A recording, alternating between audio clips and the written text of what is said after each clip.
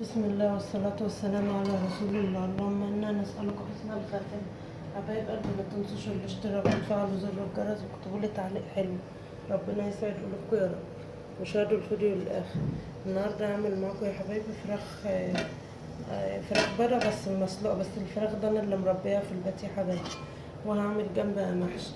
ما صورتلكوش المحشي لأن بصراحة مستعجلة، لأن مني مسافر الجيش النهاردة، فكنت مذبحة الفراخ على بيض ومنضفاها، والمحشي عملته النهارده سريع في سريع، يعني ما نهضتش لان زي ما انتوا عارفين التصوير بياخد وقت، فقلت اصور معاكم الفراخ واصور المحشي وانا بطبخه بقى.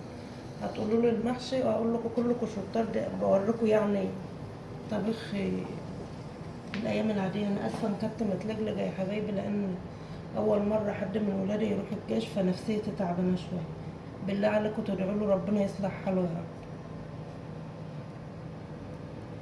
كده سخنت الحله، احط فيها شويه زيت صغيرين.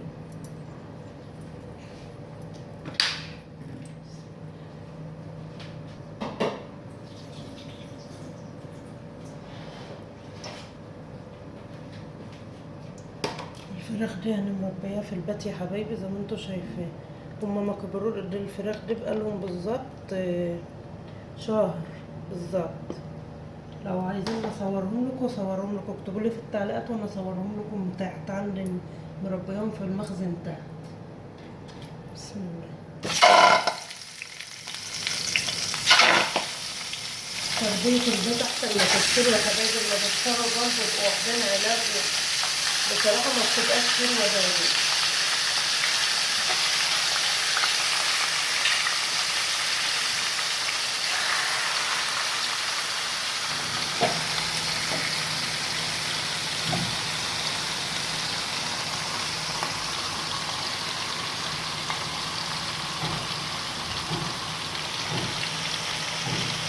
احطهم بقى يا حبايبي لما ينشفوا يتشوحوا لونهم يغير، وارجع معاكم تاني.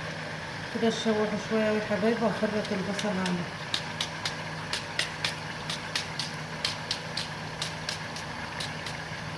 بالله عليكم تدعوا لي ان ربنا يصلح حاله يا رب ويوفقه انا اول مرة زي ما قلت لكم حد من ولادي يخش الجيش، فبصراحة ما بطلتش عيط من ده.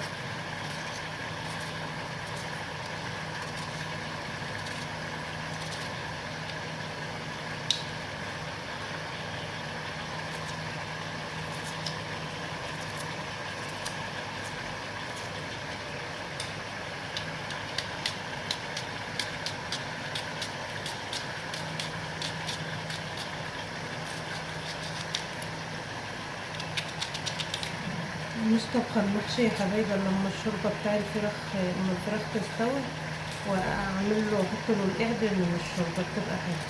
والفراخ دي زي ما قلت لكم تربية بيتي، فتلاقوا شوربتها بتبقى احلى من اللي بتشتري. لو عايزيني يا حبايبي اصور لكم الفراخ، انا جايبة فراخ بيضة وفراخ بلة، لو عايزين اصورهم اكتبوا لي في الكومنتات وانا اصورهم لكم. الطماطمية دي يا حبايبي بعملها كده، بشق 4 وبعملها بايدي. لو عندك خلاط افرمها، بس انا الخلاط بتاعي باظ امبارح وانا بعمل الصلصه بتاع المحشي، كنت بسبك على بيها.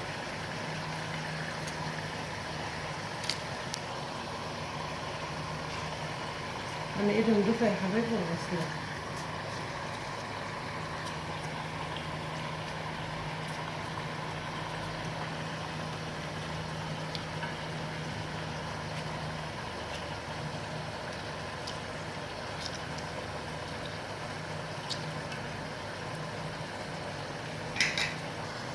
والبهارات يا حبايبي فلفل وحبهان وكمون، وهنجيب شويه ملح.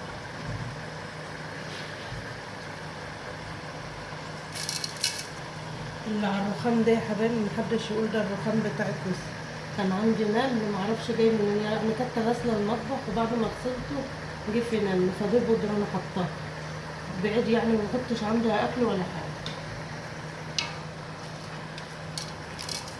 هغطي عليها شويه بالبهارات بتاعتها يا حبايبي والبصله والطماطميه 5 دقايق كده، وبعد كده بحط لها الشوربه بتاعتها.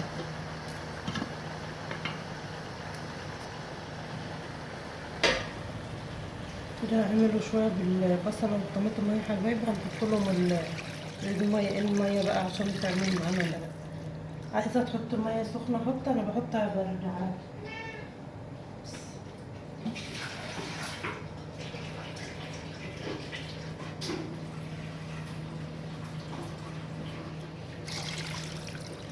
بس يا حبايبي نغطي عليها بقى اما تستوى قاعد على المحشي، ارجع معاكم تاني.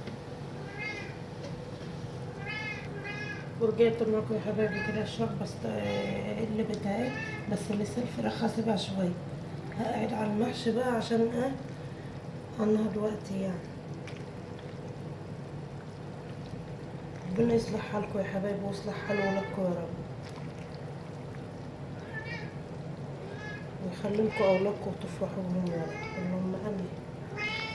بيس. معلش يا حبايبي دول القط بتاع ولادي.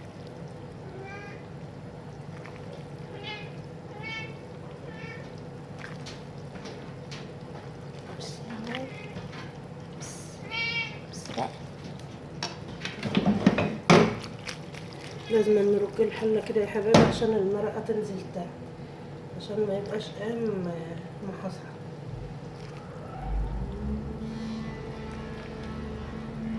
بس يا حبايبي وهولع على بقى وما يتلدن والفراخ تستوى وحمرها ارجع معاكم تاني.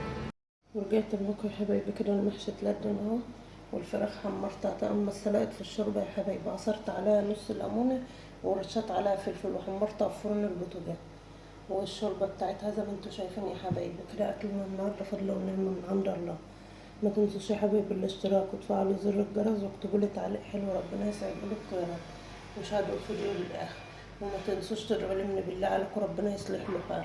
والسلام عليكم ورحمه الله وبركاته.